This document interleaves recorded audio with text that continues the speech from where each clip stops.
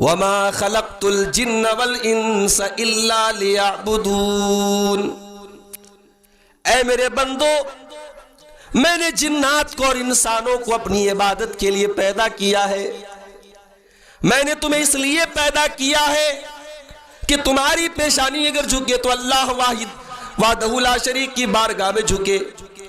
تم لو لگاؤ تو اس سے لگاؤ، تم ہاتھ پھیلاؤ تو اس کے آگے پھیلاؤ، تم دعائیں کرو تو اس سے آگے کرو، تم گڑ گڑاؤ تو اس کے آگے گڑ گڑاؤ، تم محبت کرو تو اس سے کرو، تمہارے دل میں خوف ہو تو اس کا ہو، تم جیو تو اس کے لیے جیو، تم مرو تو اس کے لیے مرو۔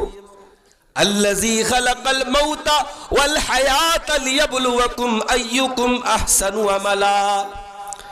اللہ نے موت کو پیدا کیا، اللہ نے زندگی کو پیدا کیا تاکہ وہ تمہارا امتحان لینا چاہتا ہے کہ تم میں کون اچھا عمل کرتا ہے۔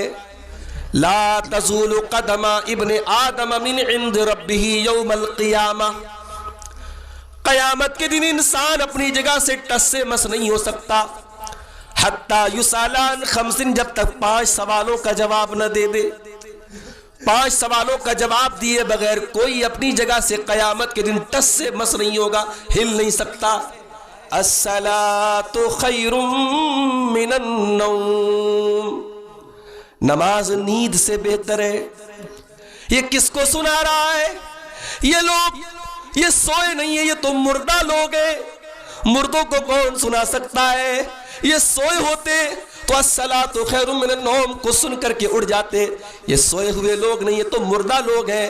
اے مؤذن، اے اذان دینے والے، یہ فجر کی اذان کی آواز سن کر کے جو نہیں اٹھ رہا ہے، اس کے کان میں تو شیطان پیشاب کر چکا ہے، اس کا کان تو شیطان کا شوچالے بن چکا ہے، اس کا کان تو شیطان کا موترالے بن چکا ہے۔ جو شیطان کی گندگی اس کے جسم کے اوپر شیطان گندگی کر رہا ہے، وہ کیا فجر کی نماز میں اٹھے گا؟ وہ فجر کی نماز سے بھی محروم ہے۔ والذین تدعون من دونہ ما یملکون من قطمیر۔ تم اللہ کو چھوڑ کر کے جن کو پکارتے ہو، وہ کھجور کی گٹھلی کے اوپر جو معمولی سا چھلکا ہوتا ہے، جو جھلی ہوتی ہے، اس جھلی کے بھی مالک نہیں ہے۔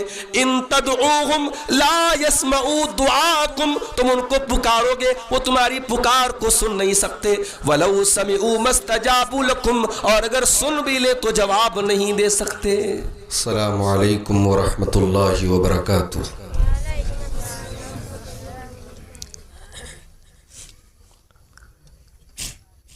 الحمدللہ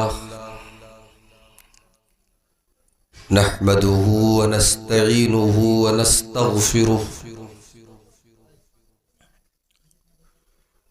ونعوذ باللہ من شرور انفسنا ومن سیئات اعمالنا،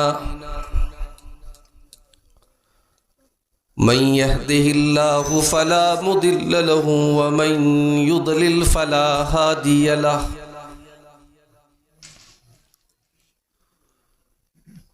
واشهد ان لا اله الا الله وحده لا شريك له، واشهد ان محمدا عبده ورسوله۔ یا ایھا الذین آمنوا اتقوا اللہ حق تقاته ولا تموتن الا وانتم مسلمون۔ یا ایھا الناس اتقوا ربکم الذی خلقکم من نفس واحدہ وخلق منها زوجها وبث منهما رجالا كثيرا ونساء، واتقوا الله الذي تساءلون به والأرحام إن الله كان عليكم رقيبا۔ يا أيها الذين آمنوا اتقوا الله وقولوا قولا سديدا يصلح لكم أعمالكم ويغفر لكم ذنوبكم ومن يطع الله ورسوله فقد فاز فوزا عظيما۔ أما بعد فإن خير الحديث كتاب الله، وخير الهدي هدي محمد صلى الله عليه وسلم وشر الأمور محدثاتها وكل محدثة بدعة وكل بدعة ضلالة وكل ضلالة في النار. أعوذ بالله من الشيطان الرجيم. بسم الله الرحمن الرحيم. كنتم خير أمة أخرجت للناس تأمرون بالمعروف وتنهون عن المنكر وتؤمنون بالله.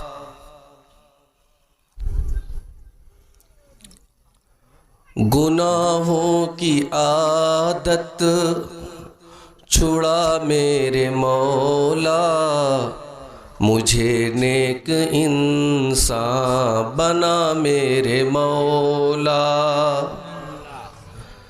میری سابقہ ہر خطا میرے مولا، تو رحمت سے اپنی مٹا میرے مولا. تو قدرت سے اپنی بدل نیکیوں سے ہر ایک میری لغزش خطا میرے مولا. تجھے تو خبر ہے میں کتنا برا ہوں، تجھے تو خبر ہے میں کتنا برا ہوں. تو عیبوں کو میرے چھپا میرے مولا، تو عیبوں کو میرے چھپا میرے مولا. تجھے واسطہ اپنی رحمت کا یا رب، تجھے واسطہ اپنی رحمت کا یا رب. جہنم سے مجھ کو بچا میرے مولا، جہنم سے مجھ کو بچا میرے مولا. جو رحمت تیری شامل حال ہو تو، جو رحمت تیری شامل حال ہو تو، ٹھکانہ ہے جنت میرا میرے مولا، ٹھکانہ ہے جنت میرا میرے مولا. تو مسجود میرا میں ساجد ہوں تیرا، تو مسجود میرا میں ساجد ہوں تیرا. تو مالک میں بندہ تیرا میرے مولا، گناہوں کی عادت چھڑا میرے مولا. مجھے نیک انسان بنا میرے مولا، مجھے نیک انسان بنا میرے مولا. محترم علماء کرام، بزرگوں اور دوستوں، نوجوان ساتھیوں، پردہ نشین ماؤں اور بہنوں، پیارے بچوں، اس گاؤں میں یہ پہلا موقع ہے جب آپ کے سامنے مجھے خطاب کرنے کے لیے حاضر ہونے کا موقع ملا ہے. گاؤں کے جو ذمہ دار حضرات ہیں کافی دنوں سے رابطے میں تھے اور کوشش تھی کہ ایک مختصر سا پروگرام رکھا جائے اور قرآن و سنت کی روشنی میں اپنی اصلاح کی کچھ باتیں ہوں، اور اسی مقصد کو پورا کرتے ہوئے آج کا یہ پروگرام منعقد ہوا۔ اور مجھ سے پہلے آپ نے دو علماء کرام کے بڑے مدلل اور بڑے بہترین خطاب سماعت کیے۔ اللہ تعالیٰ ان دونوں علماء کرام کی باتوں پر ہم سب کو عمل کرنے کی توفیق عطا فرمائے۔ میرے بھائیوں، مجھے یہ کہا گیا کہ آپ سماج اور معاشرے کی اصلاح کے موضوع پر خطاب کیجیے۔ سماج اور معاشرہ کس چیز کا نام ہے؟ سماج کس سے بنتا ہے؟ سماج ہم سے اور آپ سے بنتا ہے۔ جب ہم بولتے ہیں نا سماج خراب ہو گیا، معاشرہ بگڑ گیا، سوسائٹی برباد ہو گئی، تو حقیقت میں ہم یہ کہنا چاہتے ہیں کہ ہم خراب ہو گئے، اس لیے کہ سماج اور سوسائٹی کو بنانے والے ہم ہیں، بگاڑنے والے ہم ہیں۔ اور جب ہم یہ بات کرتے ہیں کہ صاحب سماج کی اصلاح پر خطاب کیجئے، تو ہم سماج کی اصلاح پر بات نہیں کرتے، ہم اپنی اصلاح پر بات کرتے ہیں۔ اور سماج کی جب ہم بات کرتے ہیں، تار کہیں پھنس رہے کہیں پھنس رہے،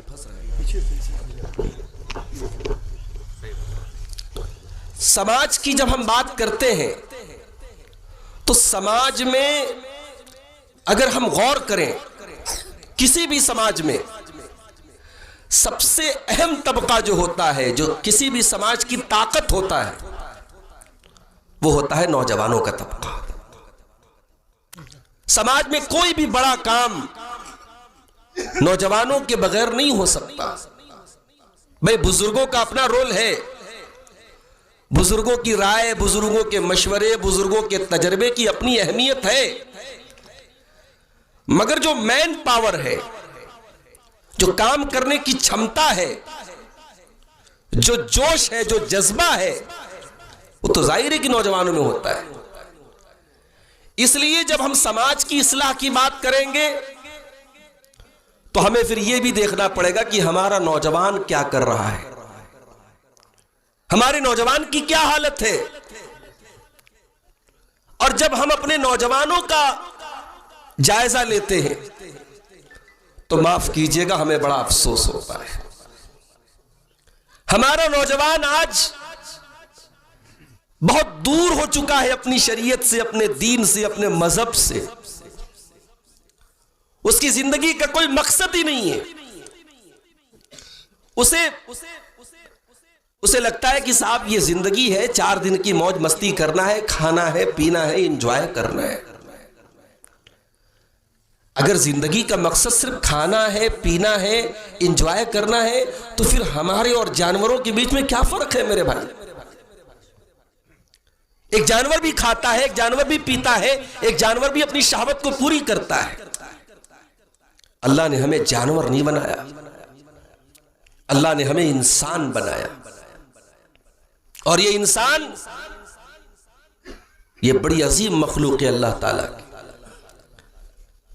اللہ نے فرمایا لَقَدْ خَلَقْنَا الْإِنسَانَ فِي أَحْسَنِ تَقْوِيمٍ ثُمَّ رَدَدْنَاهُ أَسْفَلَ سَافِلِينَ۔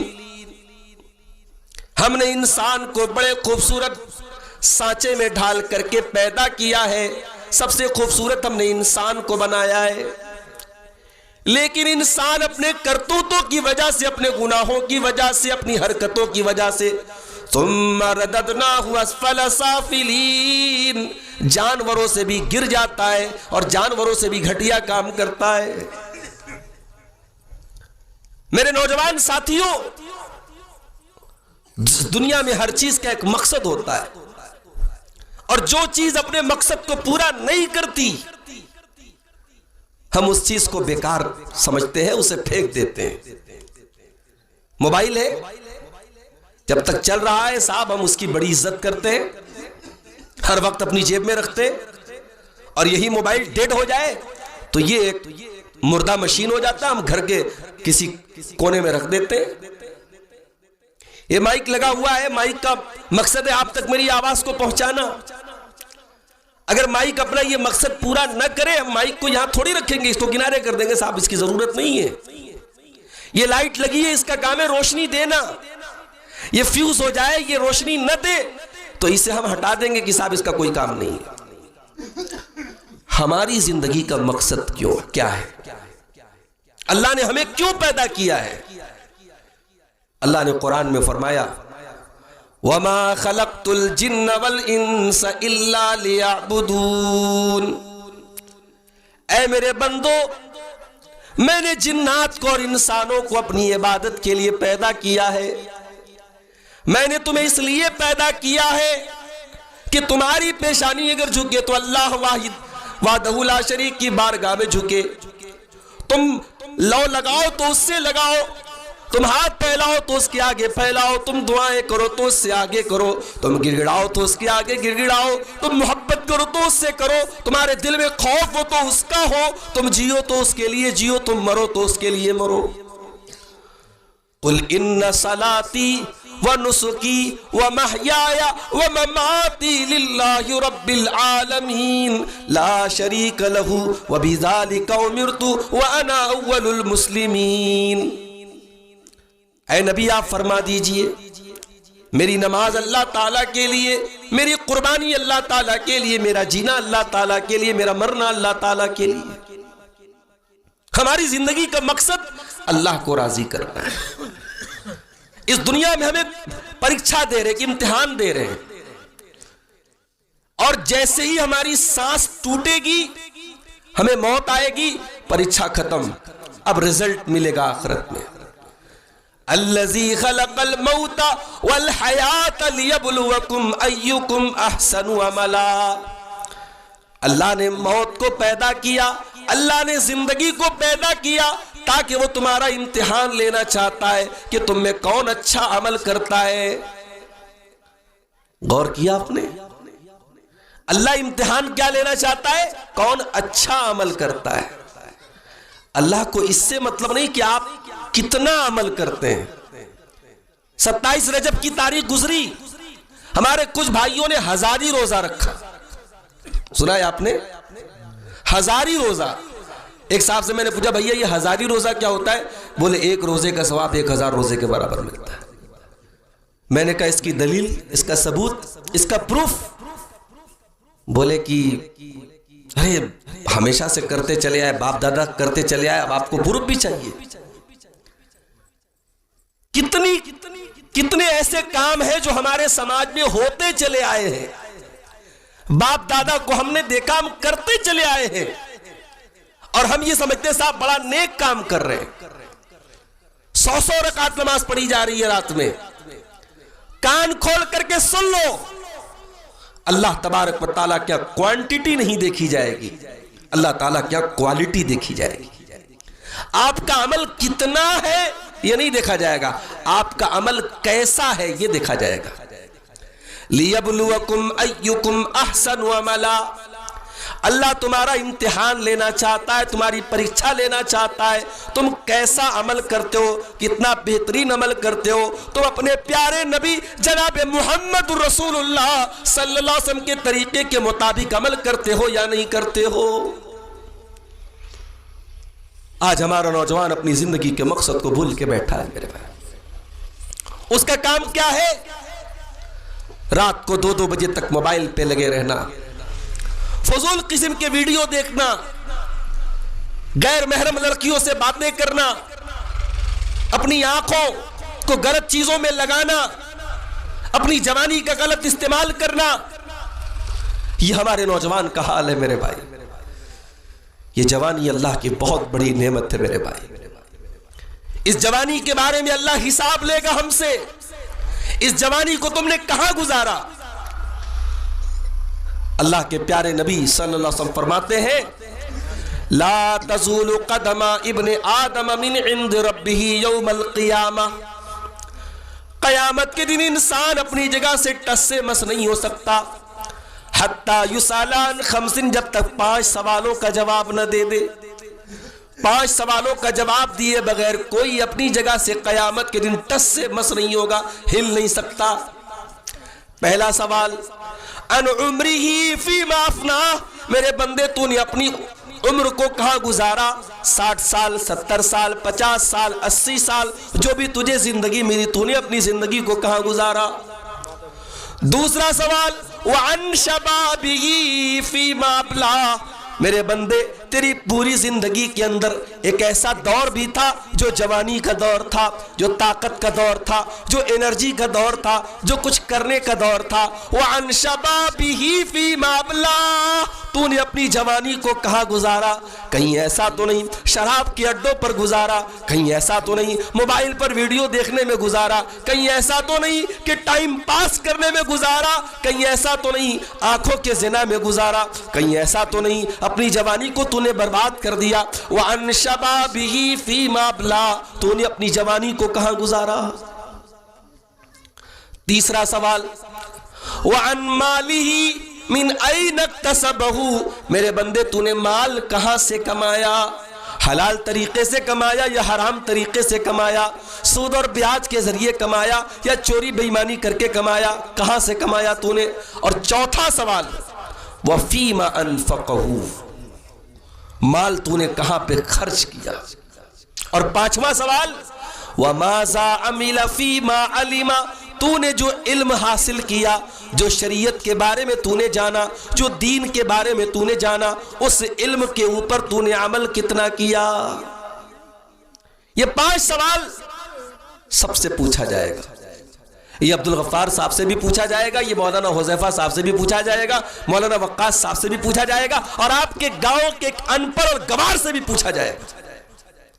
آپ یہ نہ سوچیں کہ صاحب ہم تو پڑھے لکھے نہیں ہیں، ہم اللہ تعالیٰ کے کہہ کے بچ جائیں گے کہ صاحب ہم تو کوئی عالم نہیں تھے، کوئی مولانا نہیں تھے، کوئی بڑے قابل نہیں تھے، ہم تو عام مسلمان تھے. ہر آدم کے بیٹے کو اس 5 سوال کا جواب دینا ہے. اب میرے نوجوان ساتھیوں، ذرا اپنے گریبانوں میں ہم سب جھانکیں اور سوچیں، ان 5 سوالوں کا جواب ہم کیا دیں گے؟ اور اس میں جو دوسرا سوال ہے کہ جوانی کو تو نے کہاں گزارا، ہم اس کا کیا جواب دیں گے؟ میرے پیارے ساتھیوں، ابھی جمعہ کا دن تھا. جمعہ کے دن آپ سورہ کہف کی تلاوت کرتے ہوں گے، نہیں کرتے تو کرنا چاہیے. اللہ کے پیارے نبی کی حدیث سنی ہوگی آپ نے، جو جمعہ کے دن سورہ کہف پڑھتا ہے اللہ تعالیٰ اگلے جمعہ تک اس کو ایک نور اور روشنی عطا فرماتا ہے. سورہ کہف میں اللہ تعالیٰ نے ایک واقعہ بیان کیا. اللہ نے واقعہ بیان کیا کہ کچھ لوگ تھے، اور یہ لوگ کوئی معمولی لوگ نہیں تھے، بہت بڑے گھرانے کے لوگ تھے، پیسے والے گھر کے لوگ تھے. اور یہ اس دور میں جب ہر طرف شرک ہو رہا تھا، غیر اللہ کی جے جے کار ہو رہی تھی، اللہ کو چھوڑ کے لوگ اپنے بادشاہ کے آگے سر جھکاتے تھے. یہ کچھ لڑکے تھے، کچھ نوجوان لڑکے تھے، ان کے دل کو اللہ تعالیٰ نے ایمان کی توفیق بخشی، اور یہ اللہ تعالیٰ کی توحید پر ایمان لائے. انہوں نے کہا کہ ہم کسی اور کے آگے سر نہیں جھکائیں گے، ہم ایک اللہ کے آگے سر جھکائیں گے. اور ان بیچاروں نے جب ان کو لگا کہ اب یہاں رہ کر کے ہم اپنے ایمان کو بچا نہیں سکتے، اپنے باپ کی حویلی چھوڑ کر، اپنے گھر بار کو چھوڑ کر، اپنے گاؤں کو چھوڑ کر، یہ ایک گفا میں، ایک غار میں جا کے پناہ لیتے ہیں اور غار میں جا کے سو جاتے ہیں. اور اللہ تعالیٰ 309 سال تک ان کو سلائے رکھتا ہے. 309 سال تک وہ سوئے رہتے ہیں، پھر بھی زندہ رہتے ہیں، صحیح سلامت رہتے ہیں. لمبا واقعہ ہے، میں پورا واقعہ آپ کو سنانا نہیں چاہتا. اس میں جو نوٹ کرنے والی بات یہ ہے، اللہ نے جب قرآن میں اس واقعے کو بیان کیا تو اللہ نے کیا کہا؟ انہم فتیۃ آمنوا بربہم وزدناہم ہدی. اے میرے بندو، اپنی قوم سے لوہا لینے والے، اپنی قوم کے آگے کھڑے ہو کر کے توحید کی آواز لگانے والے یہ چند نوجوان تھے. یہ نوجوان تھے جنہوں نے اپنی جوانی کو اللہ کے دین کے لیے قربان کر دیا. او میرے نوجوان ساتھیوں، ذرا ہم اپنے گریبانوں میں جھانک کے دیکھیں اور سوچیں آج ہم اللہ کے دین کے لیے کیا کر رہے ہیں. ہم لوگ کہتے ہیں نا صاحب اللہ کی مدد کیوں نہیں آ رہی ہے. ہماری مسجدوں پر آج خطرے ہیں، ہماری مسجدوں پر آج دشمنوں کی غلط نگاہیں ہیں. ہم اللہ کے ماننے والے، ہمارے ساتھ اللہ تعالیٰ ہماری مدد کیوں نہیں کرتا؟ کبھی اس سوال کا جواب اپنے قرآن میں جا کے تلاش کیا؟ اللہ ہماری مدد کیوں نہیں کرتا؟ یا ایھا الذین آمنوا ان تنصروا اللہ ینصرکم ویثبت اقدامکم. اے ایمان والو، جب تم اللہ کے دین کی مدد کرتے رہو گے، جب تم اللہ کے دین کے لیے محنت کرتے رہو گے، اللہ تمہاری مدد کرتا رہے گا، اللہ تمہیں مضبوطی عطا کرے گا، تمہارے قدم کو جما دے گا. کبھی غور کرو میرے نوجوان ساتھیوں، 24 گھنٹے میں کتنے منٹ اور کتنے گھنٹے ہم اللہ کے دین کے لیے محنت کرتے ہیں. کتنا ٹائم ہم قرآن کو پڑھنے میں گزارتے ہیں، کتنا ٹائم ہم علماء سے علم حاصل کرنے میں گزارتے ہیں، کتنا ٹائم ہم نماز پڑھنے میں گزارتے ہیں. اگر ہم غور کریں گے تو ہم میں کتنے نوجوان ایسے ہیں واللہ 24 گھنٹے میں ایک بار اس کی زبان سے اس کے رب کا نام نہیں نکلتا. ارے ایک کتا بھی جس کا مالک اس کو پالتا ہے، اپنے مالک کے پیچھے دم ہلا کے ٹہلتا ہے.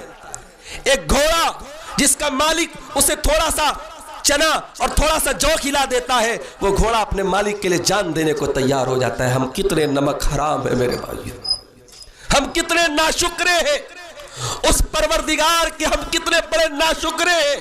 ہمارے دل کی ایک ایک دھڑکن کا مالک وہ، ہماری ایک ایک سانس کا مالک وہ، ہمیں آکسیجن دینے والا وہ، ہمیں صاف ستھرا پانی پلانے والا وہ، اس زمین کو ہمارے لیے رہنے کے قابل بنانے والا وہ، ہمارے جسم کو اتنا خوبصورت بنانے والا وہ، ہمارے بال بچوں کو صحت و تندرستی دینے والا وہ. دنیا کی فَبِأَيِّ آلَاءِ رَبِّكُمَا تُكَذِّبَانِ، اپنے رب کی کون کون سی نعمتوں کو تم جھٹلاؤ گے. اس مالک کا نام بھی ہم نہیں لیتے. صاحب ہم بڑے کاروباری لوگ ہیں، بڑے بزنس مین لوگ ہیں، دکان پر بیٹھے ہیں، اذان ہو رہی ہے، حی علی الصلاۃ حی علی الفلاح.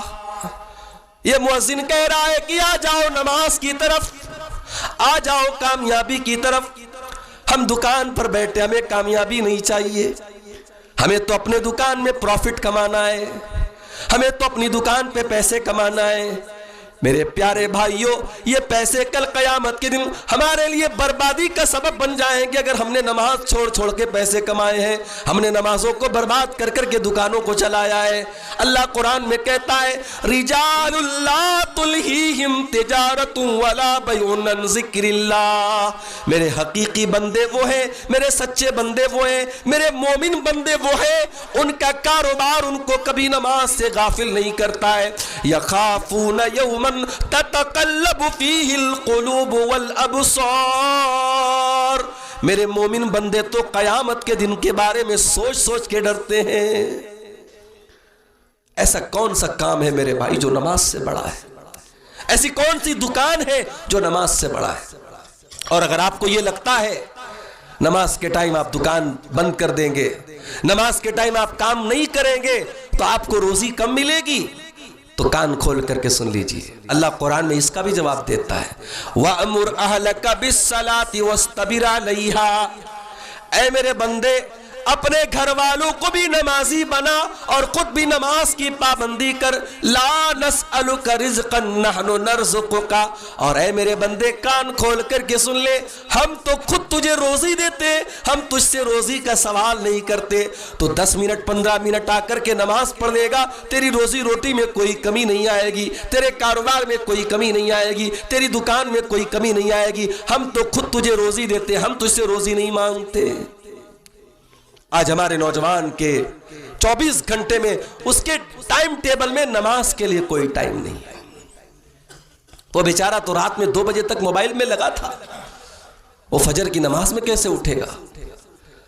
فجر کی اذان ہوتی ہے، مؤذن آتا ہے اور لاؤڈ اسپیکر پہ کھڑا ہو کے کہتا ہے الصلاۃ خیر من النوم. نماز نیند سے بہتر ہے. یہ کس کو سنا رہا ہے؟ یہ لوگ یہ سوئے نہیں ہیں، یہ تو مردہ لوگ ہیں۔ مردوں کو کون سنا سکتا ہے؟ یہ سوئے ہوتے تو الصلاۃ خیر من النوم کو سن کر کے اڑ جاتے۔ یہ سوئے ہوئے لوگ نہیں، یہ تو مردہ لوگ ہیں۔ اے مؤذن، اے اذان دینے والے، یہ فجر کی اذان کی آواز سن کر کے جو نہیں اٹھ رہا ہے، اس کے کان میں تو شیطان پیشاب کر چکا ہے، اس کا کان تو شیطان کا شوچالے بن چکا ہے، اس کا کان تو شیطان کا موترالے بن چکا ہے۔ جو شیطان کی گندگی اس کے جسم کے اوپر شیطان گندگی کر رہا ہے، وہ کیا فجر کی نماز میں اٹھے گا؟ وہ فجر کی نماز سے بھی محروم ہے۔ آج ہمارا نوجوان فجر کی نماز سے بھی دور ہے۔ جانتے ہو فجر کی نماز کے پہلے جو 2 رکعت سنت پڑھی جاتی ہے، اس 2 رکعت سنت کی فضیلت پتہ ہے؟ اللہ کے پیارے نبی فرماتے رکعت الفجر خیر من الدنیا وما فیہا، فجر کی نماز کی جو 2 رکعت سنت ہے، فرض کا ثواب چھوڑ دو، فرض کا تو بہت بڑا ثواب ہے، جو اس کے پہلے 2 رکعت سنت پڑھی جاتی ہے، اللہ کے پیارے نبی فرماتے ہیں کہ دنیا کی تمام نعمتوں سے بڑھ کر کے، تمام چیزوں سے بڑھ کر کے وہ 2 رکعت سنت ہے۔ جو فجر کی 2 رکعت سنت پڑھ لیتا ہے، اس کو دنیا کی تمام دولت سے بڑی دولت مل گئی میرے پیارے بھائیوں۔ اور جو فجر کی نماز جماعت کے ساتھ پڑھتا ہے، اللہ کے پیارے نبی فرماتے ہیں فَهُوَ فِي ذِمَّةِ اللَّهِ، وہ اللہ تعالیٰ کی ذمہ داری میں آ جاتا ہے، وہ اللہ تعالیٰ کی حفاظت میں آ جاتا ہے، وہ اللہ تعالیٰ کی سرکشا کے کوچ میں، اللہ تعالیٰ کے پروٹیکشن میں آ جاتا ہے۔ آج ہمارے نوجوان کی ڈکشنری میں نماز کے لیے کوئی ٹائم نہیں۔ ہاں، نعرہ لگانے کے لیے تم آگے ہیں صاحب، سرکار کی آمد مرحبا، نبی کی محبت کے نام پہ نعرے لگوا لو اس سے، نبی کی محبت کے نام پر بڑی بڑی باتیں کروا لو اس سے۔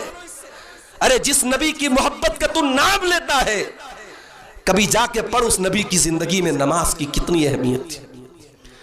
حضرت حذیفہ فرماتے ہیں اذا حزبہ امر صلی، جب اللہ کے پیارے نبی کے اوپر کوئی پریشانی آتی تھی، کوئی مشکل آتی تھی، اللہ کے پیارے نبی نماز کے لیے کھڑے ہو جایا کرتے تھے۔ کبھی یہ نماز کا ٹائم ہو جاتا اور حضرت بلال کو اذان دینے میں تھوڑی تاخیر ہو جاتی، اللہ کے پیارے نبی حضرت بلال سے کہتے تھے یا بلال ارحنا بالصلاۃ، اے بلال جلدی سے نماز، جلدی سے اذان دے دے، جلدی سے نماز کھڑی ہو جائے اور جلدی سے محمد رسول اللہ کے دل کو سکون پہنچا دے۔ نماز کے ذریعے میرے دل کو سکون ملا کرتا تھا میرے بھائیوں۔ یہ نماز تو وہ عبادت ہے۔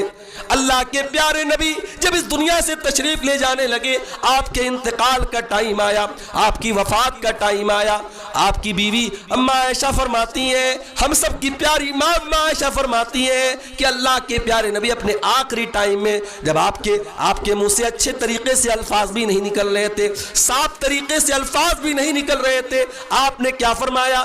آپ نے فرمایا الصلاۃ الصلاۃ وما ملکت ایمانکم، اے لوگوں نماز کی پابندی کرنا، اے لوگوں نماز کا خیال کرنا، اور اے لوگوں اپنے غلاموں کا، اپنے لونڈیوں کے حقوق کا خیال رکھنا، ان کے ساتھ نا انصافی مت کرنا۔ آج نوجوان بگڑ چکا ہے میرے بھائی، آج ہمارے نوجوانوں کو پتہ ہی نہیں اللہ کون ہے، وہ اللہ کے بارے میں کچھ نہیں جانتا، اللہ کی ذات کے بارے میں، اللہ کی صفات کے بارے میں کچھ نہیں جانتا۔ اسی لیے آپ دیکھیں جو جدھر حقاتا ہے وہ ادھر حقنے لگتا ہے۔ کتنے نوجوانوں کے ہاتھ میں دیکھتا ہوں کڑا پہنے ہوئے ہیں، دھاگا پہنے ہوئے، کلاوا پہنے ہوئے، پوچھو بھائی یہ کیا ہے؟ کہتے ہیں مولوی صاحب فیشن ہے۔ یہ فیشن نہیں ہے، یہ کڑا، یہ کلاوا، یہ دھاگا، یہ فیشن نہیں ہے، یہ کسی قوم کا کلچر ہے، یہ کسی قوم کی تہذیب ہے۔ اور اگر آپ وہ دھاگا یہ سوچ کر کے پہنتے ہیں کہ یہ دھاگا پہننے سے آپ کو تکلیف نہیں ہوگی، آپ کو پریشانی نہیں آئے گی، آپ کو بیماری نہیں آئے گی، تو آپ کا ایمان اتنا کمزور ہو گیا کہ آپ اللہ کے کو چھوڑ کر کے آپ نے دھاگے کے اوپر بھروسہ کر لیا کہ دھاگا بدا ہے تو ہمیں مصیبت نہیں آئے گی، دھاگا اتر جائے گا تو مصیبت آ جائے گی۔ نہیں میرے بھائی، آج ہمارا نوجوان اللہ کو پہچانتا ہی نہیں، اس کی توحید کو پہچانتا ہی نہیں۔ ارے اللہ کا مقام کیا ہے؟ اللہ کا مقام کیا ہے؟ اللہ قرآن میں کہتا ہے وسیع کرسیہ السماوات والارض ولا یؤودہ حفظہما. ارے اللہ کی شان تو یہ اس کی کرسی زمین و آسمان کو گھیرے ہوئے ہے اور سارے زمین و آسمان کو اللہ چلا رہا ہے. وہ کبھی تھکتا نہیں ہے. لا تاخذہ سنۃ ولا نوم. اس کو نہ کبھی نیند آتی ہے نہ کبھی اونگ آتی ہے. وہ نہ تھکتا ہے نہ آرام کرتا ہے, نہ اس کو کبھی کوئی پریشانی آتی ہے. قل هو اللہ احد اللہ الصمد لم یلد ولم یولد ولم یکن له کفوا احد. وہ اللہ کی شان تو ایسی ہے, وہ اللہ اکیلا ہے, وہ یکتا ہے, وہ صمد ہے, وہ ساری کائنات کی ضرورتوں کو پورا کر رہا ہے اور اس کو کسی کی ضرورت نہیں ہے. ساری دنیا مل کر کے اس کی نافرمانی کرے, اس کی بڑائی میں کوئی فرق آنے والا نہیں ہے اور سب اس کے فرما بردار بن جائے, اس کی بڑائی میں کوئی اضافہ ہونے والا نہیں ہے. اللہ الصمد, وہ بے نیاز ہے, اس کو ہماری نمازوں کی ضرورت نہیں ہے, اس کو ہمارے روزوں کی ضرورت نہیں ہے, وہ ہماری عبادت کا محتاج نہیں ہے. اللہ الصمد, وہ تو صمد ہے, وہ بے نیاز ہے. لم یلد ولم یولد, وہ کسی کا بیٹا نہیں ہے, اس کا کوئی بیٹا نہیں ہے. ابھی آپ لوگوں نے سنا ہوگا ایک نیوز آئی تھی, لکھنؤ سے 350 مسلمانوں کا قافلہ ایودھیا جاتا ہے اور وہاں جا کر کے ایک عبادت خانے میں, ہمارے غیر مسلم بھائیوں کے ایک عبادت خانے میں جا کر کے ان کے جو معبود ہیں ان کے آگے جا کے جو ہے وہ ان کا درشن کرتا ہے, ان کی زیارت کرتا ہے. 350 مسلمانوں کا قافلہ, اور میڈیا میں ان کی بڑی تعریف ہوتی ہے کہ صاحب یہ مسلمان ہے. مسلمان کو پتہ ہی نہیں کہ توحید کس چیز کا نام ہے, مسلمان کو معلوم ہی نہیں توحید کس چڑیا کا نام ہے اور شرک کس چڑیا کا نام ہے. مسلمان ایک اللہ کے آگے سر جھکاتا ہے. ہم کسی کا عزت اور احترام کے لائق جتنی شخصیات ہیں ہم ان کا احترام کرتے ہیں.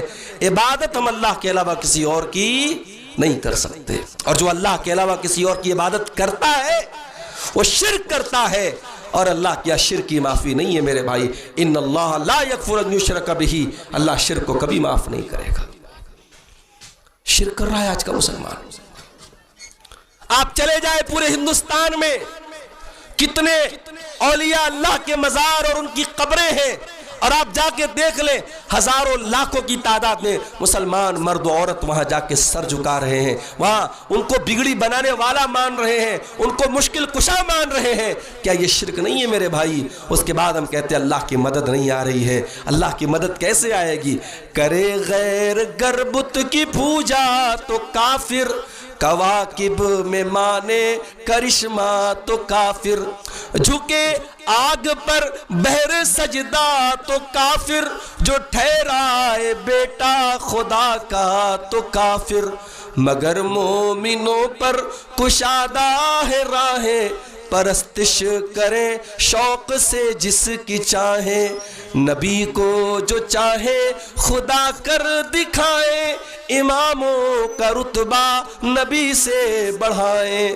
مزاروں پہ جا جا کے نظریں چڑھائیں, شہیدوں سے جا جا کے مانگے دعائیں. نہ توحید میں کچھ کمی اس سے آئے, نہ اسلام بگڑے نہ ایمان جائے.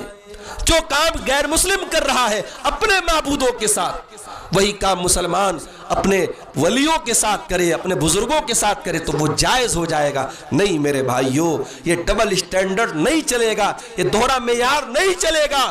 اللہ کی توحید میں شرک کرنے والا قیامت کے دن پچھتائے گا میرے پیارے بھائیوں.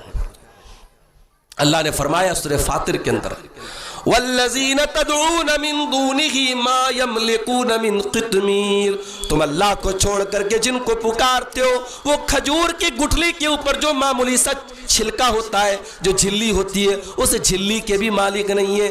ان تدعوہم لا یسمعوا دعاکم, تم ان کو پکارو گے وہ تمہاری پکار کو سن نہیں سکتے. ولو سمعوا ما استجابوا لکم, اور اگر سن بھی لے تو جواب نہیں دے سکتے. شرک کرنے والا اللہ کا اپمان کرتا ہے. اللہ کی ناقدری کرتا ہے، اللہ کی انسلٹ کرتا ہے، اللہ کی توہین کرتا ہے، اللہ کو گالی دیتا ہے۔ میرے پیارے ساتھیوں، اس لیے دنیا کا سب سے بڑا پاپ شرک ہے، دنیا کا سب سے بڑا گناہ شرک ہے۔ اپنے دامن کو شرک سے بچاؤ۔ ہمارے نوجوان آج آپ دیکھ لیں، مسلک کی دکانیں کھلی ہوئی ہیں، یہ فلاں مسلک ہے، یہ فلاں مسلک ہے، یہ فلاں مسلک ہے، مسلک کی دکانیں کھلی ہیں، اور ایک مسلک کا مسلمان دوسرے مسلک سے بحث کر رہا ہے۔ صرف بحث نہیں کر رہا ہے، ابھی تو ویڈیو آیا، ایک مسلک کے مسلمان کو دوسرے مسلک کے مسلمانوں نے پکڑا، کہا کہ چل نعرہ لگا ہمارا والا، چل ہمارے بزرگوں کی تعریف کر، فلاں فلاں کو کافر بول۔ جس طریقے سے موب لنچنگ کے واقعات ہوئے اور بعض غیر مسلموں نے مسلمانوں کو پکڑ کے نعرے لگوائے، آج مسلمان دوسرے مسلک کے مسلمان کو پکڑ کے نعرہ لگوا رہا ہے۔ یہ حالت ہے ہماری۔ یہ اختلاف کیوں ہے؟ کیونکہ ہم نے اس راستے کو چھوڑا ہے میرے بھائی، ہم نے اس ہائی وے کو چھوڑا ہے جس ہائی وے پر جناب محمد رسول اللہ صلی اللہ علیہ وسلم نے ہم کو چھوڑا تھا۔ نبی کا جو راستہ ہے اس میں کوئی اختلاف نہیں ہے۔ نبی نے جو ہائی وے ہم کو دیا ہے، جو شاہراہ ہم کو دیا ہے، وہ بالکل کلیئر ہے، 24 گھنٹے اس پر روشنی ہے۔ نبی کے بتائے ہوئے راستے پر کبھی اندھیرا نہیں ہوتا۔ اللہ کے پیارے نبی فرماتے ہیں انی قد ترکتکم علی البیضاء، میں تم کو بالکل واضح راستے پر چھوڑ کے جا رہا ہوں، لیلھا کنہارھا، وہاں رات بھی دن کی طرح روشن ہے۔ نبی کے راستے سے ہٹیں گے ہم بھٹک جائیں گے میرے بھائی۔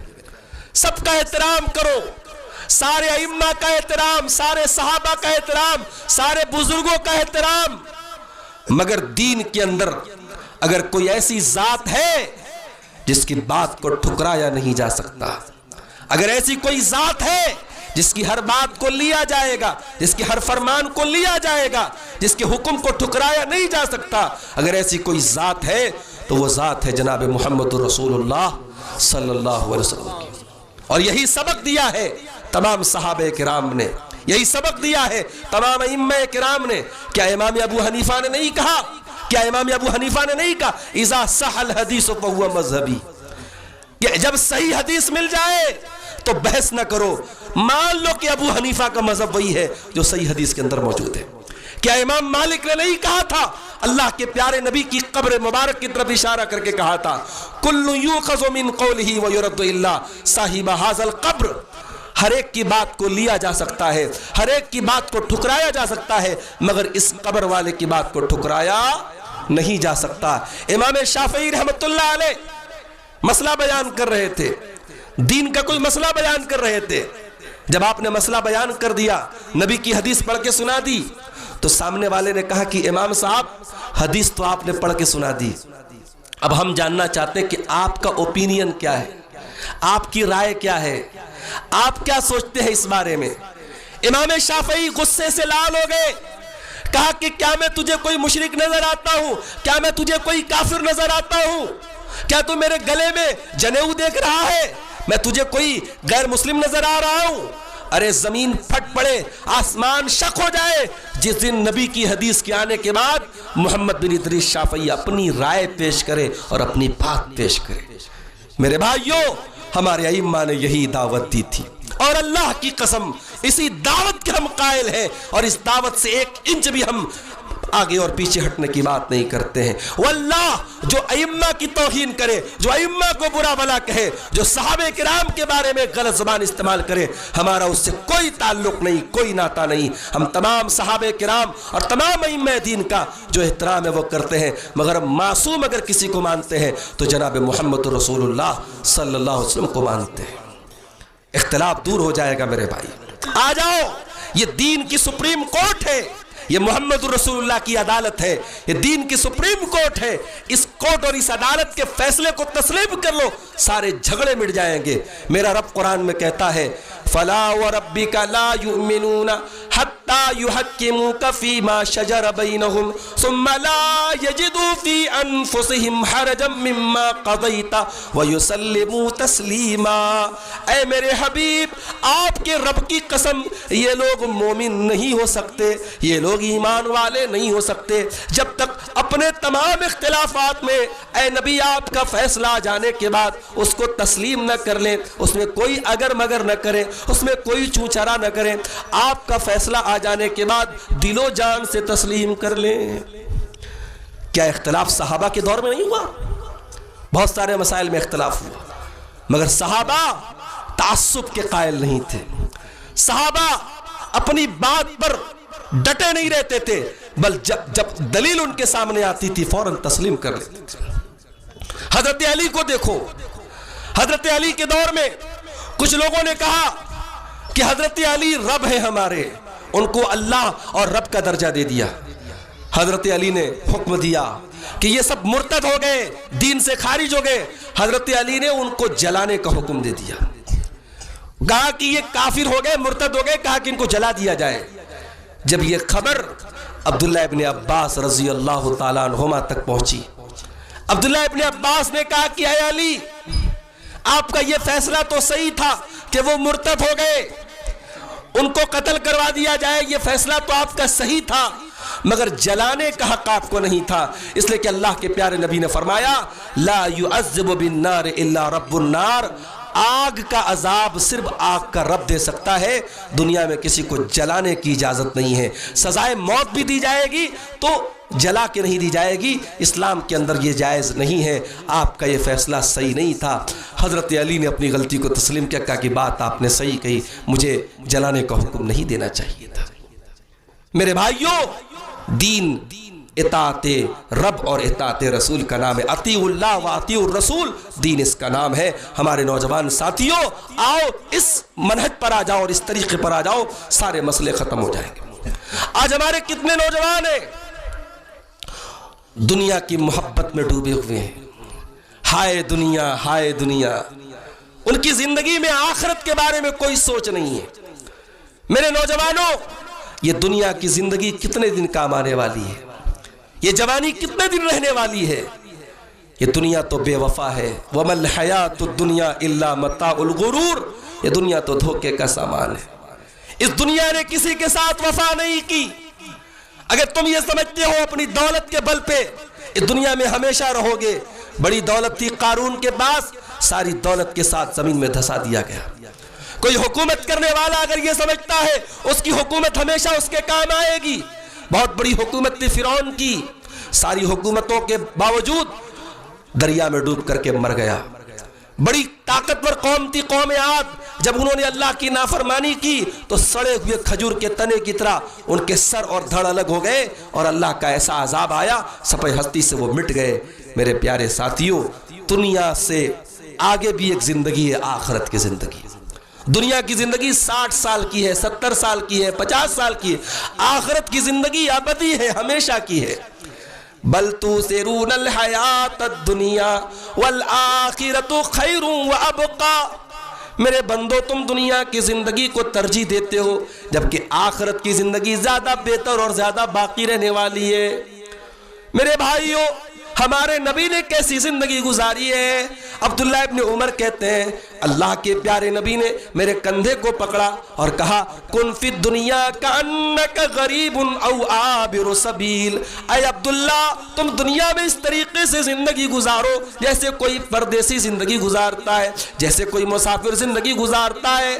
اور اس کے بعد عبداللہ ابن عمر کہتے ہیں اذا اصبحت فلا تنتظر المساء، جب صبح ہو جائے تو شام کا انتظار نہ کیا کرو، جب شام ہو جائے تو صبح کا انتظار نہ کیا کرو۔ ابھی بنارس میں ایک جگہ پڑتی ہے لوہتا، ہمارے ایک دوست وہاں رہتے ہیں، ان کا 18 مہینے کا بچہ، بہت ہی پیارا بچہ، بڑا ہی خوبصورت بچہ، ان کے ہاں مکان کی چھت پہ ڈھلائی کا کام چل رہا تھا، بچہ کھیلتے کھیلتے چھت پر پہنچا اور چھت سے سیدھے گھر کے آنگن میں گرا، بچہ سیریس ہو گیا۔ بنارس میں BHU میں جو ٹراما سینٹر ہے، بہت بڑا ہاسپٹل ہے، وہاں لے کے جایا گیا۔ جان نہیں بچ پائی اور آج صبح بچے کا انتقال ہو گیا. ظہر کے بعد بچے کی مٹی پڑی. میں تو جنازے میں نہیں جا پایا. بچے کے باپ کو میں نے فون کیا تو رو رہے تھے. ظاہر ہے کہ 2 سال کا معصوم بچہ جو کل تک ماں باپ کے ساتھ کھیل رہا تھا, ماں باپ اس کے ساتھ کھیل رہے تھے, چند منٹوں میں اللہ کو پیارا ہو گیا. یہی زندگی کی حقیقت ہے میرے بھائی. کتنے نوجوانوں کو ہم نے دیکھا ہے کل تک بالکل صحت مند تھے, اچانک کوئی بڑی بیماری اور خطرناک بیماری آئی, ہاسپٹل پہنچے, مہینہ 2 مہینہ ہاسپٹل پہ رہے, بستر پہ رہے اور پھر اللہ کو پیارے ہو گئے. ہم نہیں جانتے کب کون سی بیماری آ جائے, کب موت کا کون سا بہانہ آ جائے.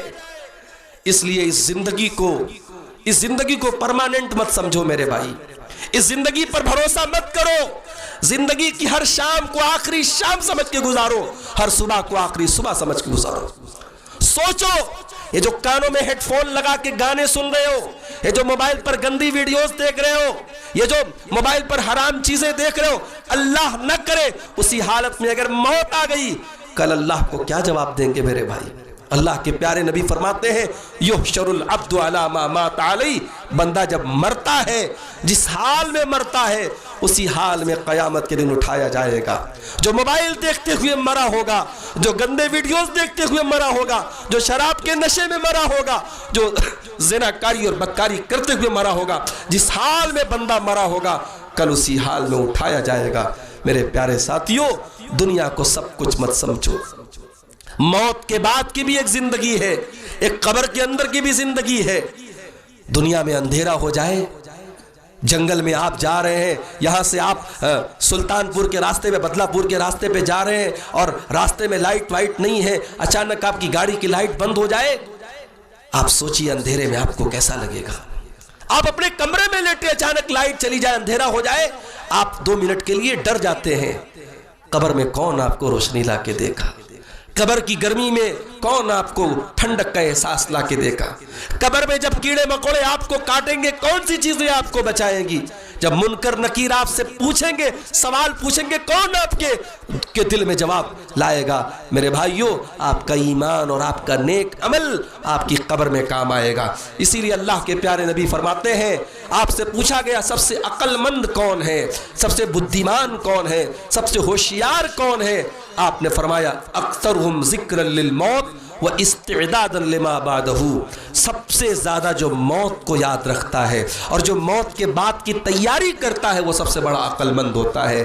میرے بھائیوں, دنیا کو ابدی مت سمجھو, آخرت کی تیاری کرو. اللہ کے پیارے نبی کو دیکھو, آپ چٹائی پر لیٹے ہوئے تھے, چٹائی سے آپ اٹھے, آپ کی پیٹھ پر چٹائی کے نشان پڑے ہوئے ہیں. صحابہ کرام نے اپنے پیارے نبی کو دیکھا کہ آپ کی پیٹھ پر, آپ کے پہلو پر چٹائی کے نشان پڑے. صحابہ تڑپ اٹھے اور کہا اے اللہ کے نبی, آپ ہمیں اجازت دیں, ہم آپ کے لیے ایک آرام دہ بستر کا انتظام کرتے ہیں. آپ نے فرمایا مالی ولی دنیا, میرا دنیا سے کیا لینا دینا, ما انا الا کراکب استظل تحت شجرۃ ثم راح فترکها. اے میرے صحابہ, میں تو دنیا میں اس پردیسی کی طرح ہوں, اس مسافر کی طرح ہوں جو ریگستان میں سفر کر رہا ہے اور دھوپ لگ رہی ہے اور اچانک ایک پیڑ کے نیچے وہ آرام کرتا ہے, تھوڑی دیر وہ پیڑ کے نیچے آرام کرتا ہے, پھر وہ اپنی منزل کی طرف چلا جاتا ہے. اے میرے صحابہ, یہ دنیا میرے لیے وقتی آرام کرنے کی جگہ ہے, یہ دنیا میری منزل نہیں ہے, یہ دنیا میری منزل نہیں ہے. دنیا منزل نہیں ہے میرے بھائی, منزل آخرت ہے, منزل جنت ہے. جنت کو اپنی منزل بناؤ, جنت کو اپنا ٹارگٹ بناؤ. مجھے موضوع دیا گیا اصلاح معاشرہ, اور اصلاح معاشرہ میں جیسا کہ میں نے کہا کہ نوجوانوں کا بہت بڑا رول ہے. نوجوانوں کے اندر جو برائیاں پائی جاتی ہیں میں نے ایک ایک کر کے ان کو بیان کیا. اس میں ایک بہت بڑی برائی جو دھیرے دھیرے ہمارے سماج میں پھیلی, نشے کی برائی.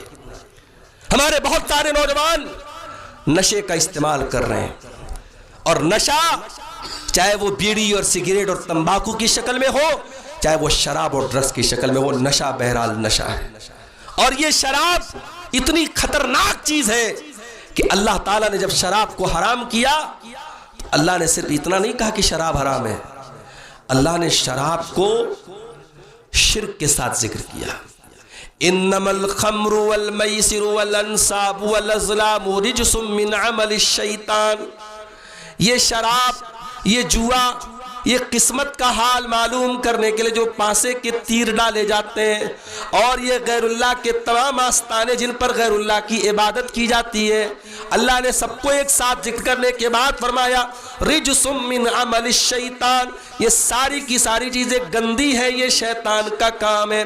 فاجتنبوا، ان سے بچو، لعلکم تفلحون، تبھی تم کامیاب ہو سکتے ہو.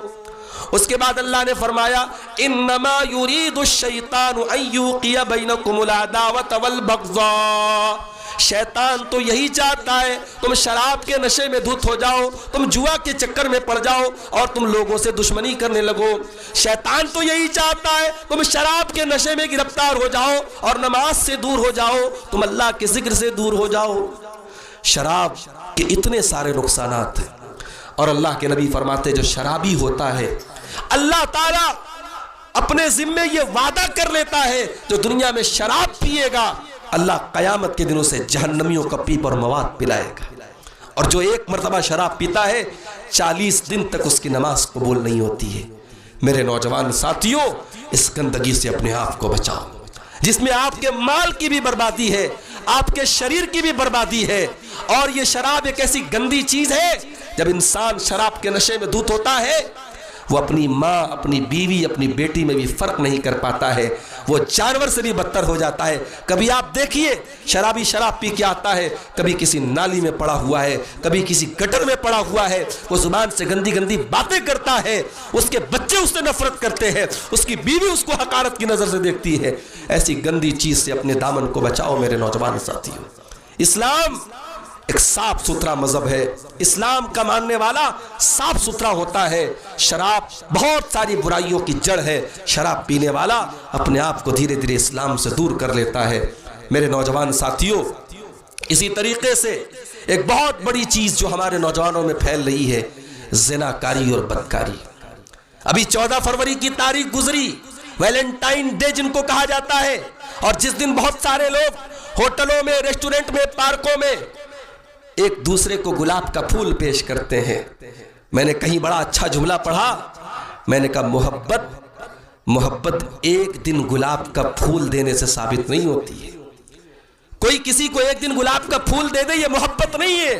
ارے محبت تو وہ کرتا ہے جو ڈیلی اپنی بیوی کو کبھی دھنیا لا کے دے رہا ہے، کبھی پودینہ لا کے دے رہا ہے، کبھی مسالہ لا کے دے رہا ہے، کبھی گیہوں لا کے دے رہا ہے. بیچارہ وہ تو سال کے 360 دن خدمت کر رہا ہے. محبت تو اس کا نام ہے میرے بھائی، محبت عیاشی کا نام نہیں ہے، محبت ہوس کو پورا کرنے کا نام نہیں ہے، محبت ذمہ داری کا نام ہے. اور اسی لیے اپنے نوجوانوں سے کہنا چاہتا ہوں حلال طریقے سے، جائز طریقے سے، شرعی طریقے سے نکاح کرو اور اپنی بیوی سے محبت کرو، ان حرام محبتوں کے چکر سے نکلو. اپنی بہنوں سے کہنا چاہتا ہوں خبردار سوشل میڈیا کے جھانسے میں نہ آنا.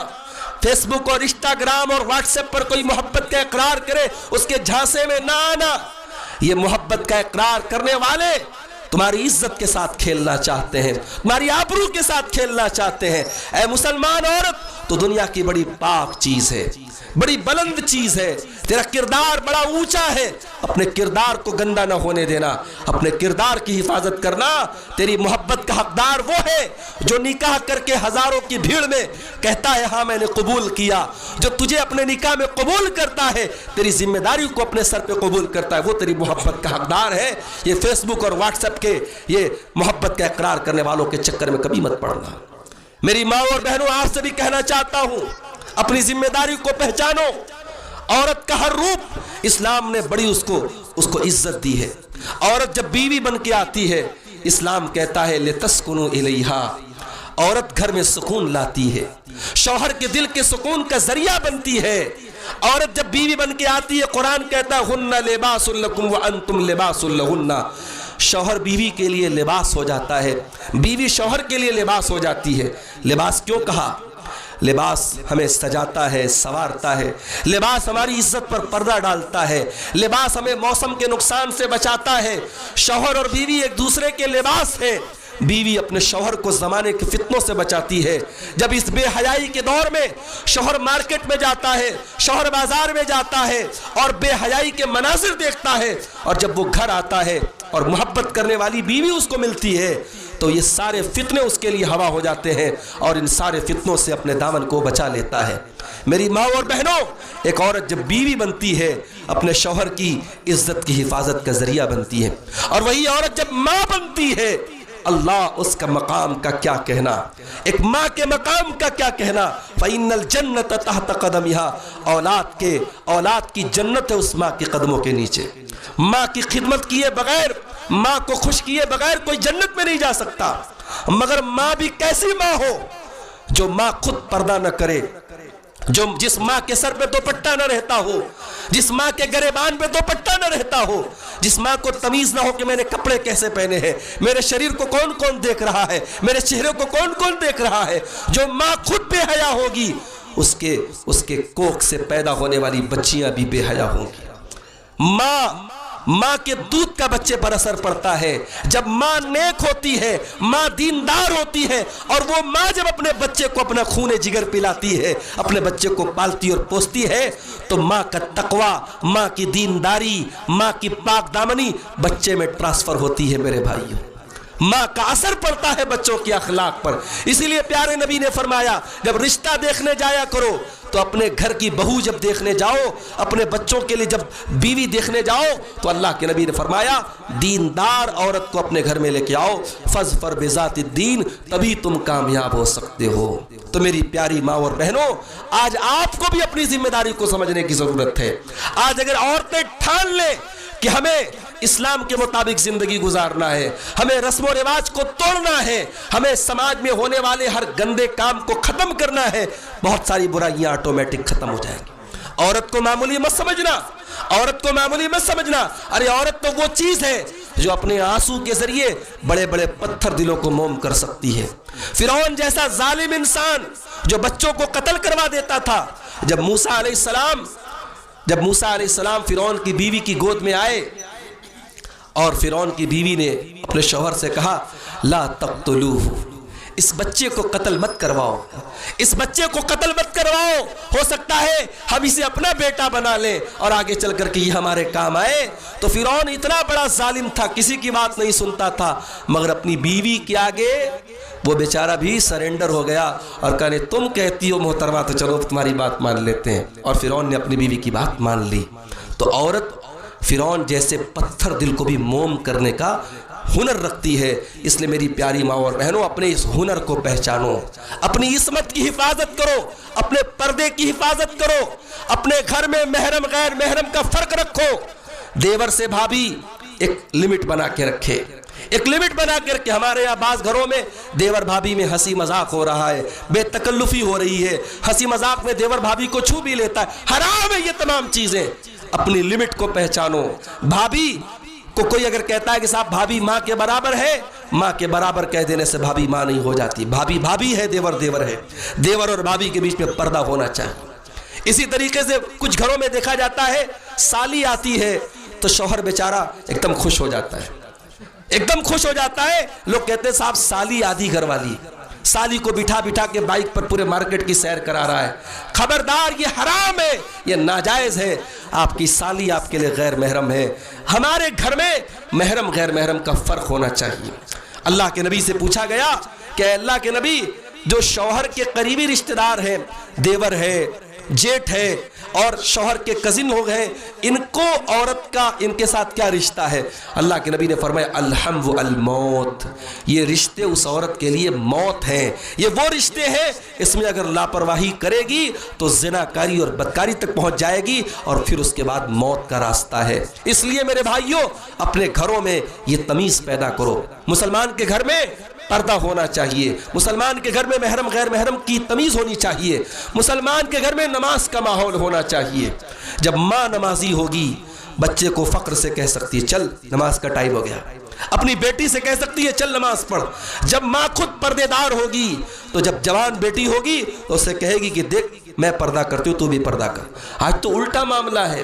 آج تو 60 سال والی 70 سال والی وہ بیچاری پورے پردے میں اور پورے نقاب میں چلتی ہے, اور 20 سال کی جوان لڑکی وہ بے پردہ چلتی ہے. جس کو زیادہ پردے کی ضرورت ہے وہ بے پردہ چل رہی ہے, اور جو عمر کے بڑھاپے کی دہلیز پر پہنچ گئی ہے وہ سر سے پیر تک پردے میں چل رہی ہے. تو میری ماں اور بہنوں, آپ کو بھی اپنی اصلاح کرنے کی ضرورت ہے. اور آخر میں ایک حدیث سنا کے بعد ختم کرتا ہوں. میں اپنی ماں بہنوں کو ایک حدیث سنا کے بعد ختم کرتا ہوں. اللہ کے پیارے نبی صلی اللہ علیہ وسلم نے فرمایا, عورت 4 کام کر لے جنت میں چلی جائے گی. میری ماں اور بہنوں نوٹ کر لو, 5واں کوئی کام آپ کو نہیں کرنا ہے. یہ 4 کام صحیح طریقے سے کر لو, جنت میں چلی جاؤ گی. اور صرف جنت میں نہیں جاؤ گی, اللہ کے نبی فرماتے ہیں جنت کے سارے دروازے اس کے لیے کھول دیے جائیں گے.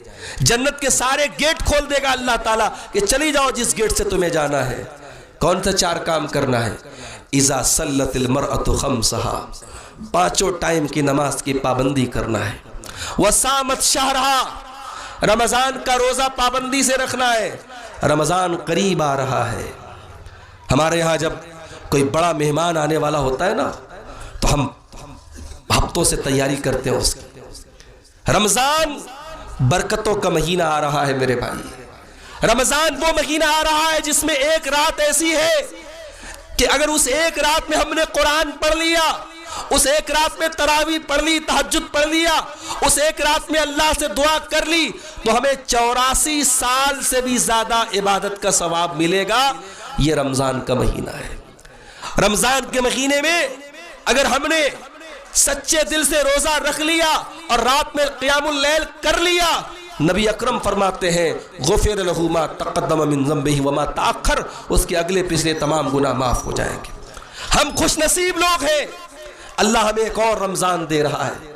میرے بھائیو, اللہ نے ہمیں اپنی قسمت بدلنے کا ایک اور موقع دیا ہے, اپنے آپ کو بخشوانے کا ایک اور موقع دیا ہے. اللہ کے واسطے, اللہ کے واسطے, اگر رمضان آپ کو مل رہا ہے, اس مہمان کی قدر کرنا, رمضان کو عام مہینوں کی طرح نہ گزارنا, رمضان کے حقوق کو ادا کرنا, رمضان میں تراویح کی نماز پابندی سے پڑھنا, رمضان میں قرآن کی تلاوت عام دنوں کے مقابلے میں زیادہ کرنا, رمضان میں عام دنوں کے مقابلے میں زیادہ صدقہ خیرات کرنا, عام دنوں کے مقابلے میں اپنے آپ کو گناہوں سے زیادہ بچانا, یہ رمضان کا حق ہے میرے بھائی. ایک بہترین مہمان آ رہا ہے. اللہ کے نبی فرماتے ہیں عورت 5 ٹائم کی نماز پڑھ لے, رمضان کا روزہ رکھ لے, اور تیسرا کام کیا کر لے؟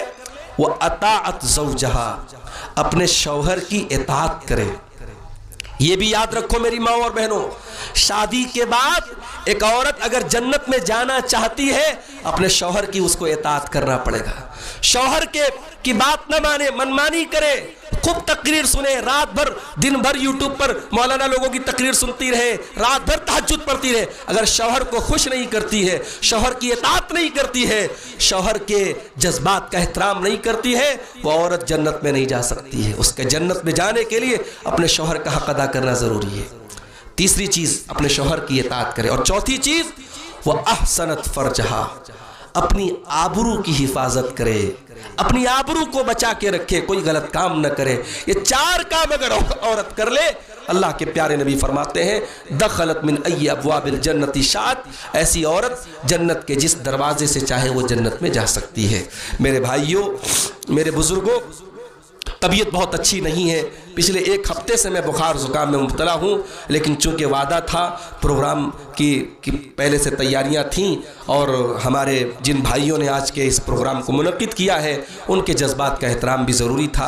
یہ چند ٹوٹی پھوٹی باتیں آپ کے سامنے میں نے رکھی ہیں, اس امید کے ساتھ کہ ہم اپنی اصلاح کی کوشش کریں گے اور اپنے اندر پائی جانے والی برائیوں کو ہم دور کریں گے. اللہ سے ہم دعا کرتے ہیں رب العالمین ہمارے نوجوانوں کو اور ہماری ماں بہنوں کو خاص طور سے اپنی اصلاح کرنے کی توفیق عطا فرمائے.